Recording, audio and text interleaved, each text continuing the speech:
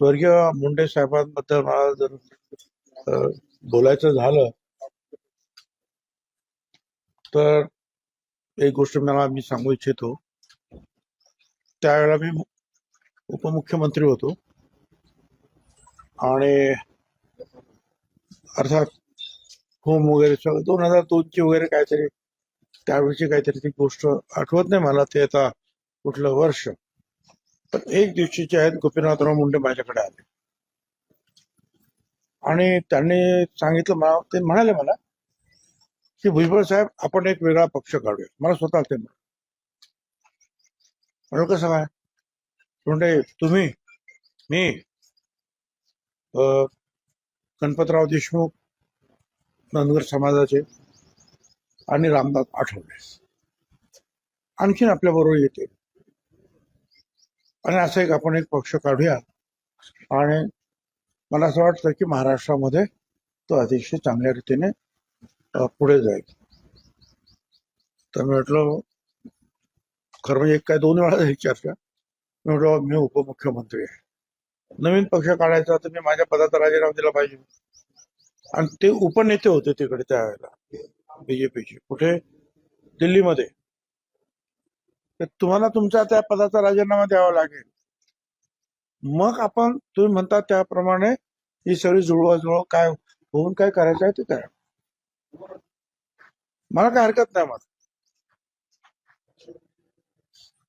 कारण मी तर म्हटलं ओबीसीचाच मुद्दा घेऊन बाहेर पडलो, शिवसेनेच्या बाहेर पडलो.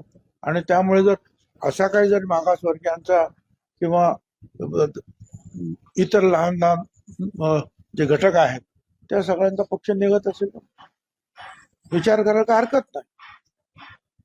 परंतु नंतर मग काय झालं मला काय कल्पना परत काय ते काय त्याने तो विषय सोडून दिला. काय एवढं प्रामाणिकपणे तुम्हाला सांगतो. आता मुद्दा राहिला स्वतंत्र पक्ष कोणी काढू शकतो. हल्ली काय अनेक पक्ष आपण काढू शकतो. आता जे पंकजा ताई म्हणतात त्याप्रमाणे तो मोठाही पक्ष असू शकेल. पण माझं म्हणणं असं आहे की एका समाजावर पक्ष काढणं आणि त्याच्यामध्ये यश मिळवणं ते कितपत यशदायी आहे याची मला काही कल्पना नाही. मग तो कुठलाही समाज असेल. आपल्या पुढाची उदाहरण आहे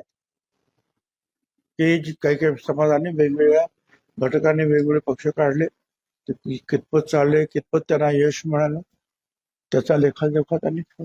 पण त्यांनी काहीतरी अभ्यास केला असेल. पण त्यांनी ते म्हटलं म्हणून ते काय ताबडतोब काय पक्ष काढतील असं काय मला तर काय वाटत नाही. पण त्यांनी आपलं सांगितलं की त्यांच्या म्हणण्याचा अर्थ आपण असा घेऊया की स्वर्गीय मुंडे साहेबांना मानणारा वर्ग मोठा आहे, एवढंच याचा अर्थ आहे असं मला वाटतं.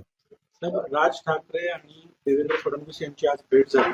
आगामी मुंबई महापालिकेसंदर्भामध्ये ही भेट असल्याच्या चर्चा सुरू आहे.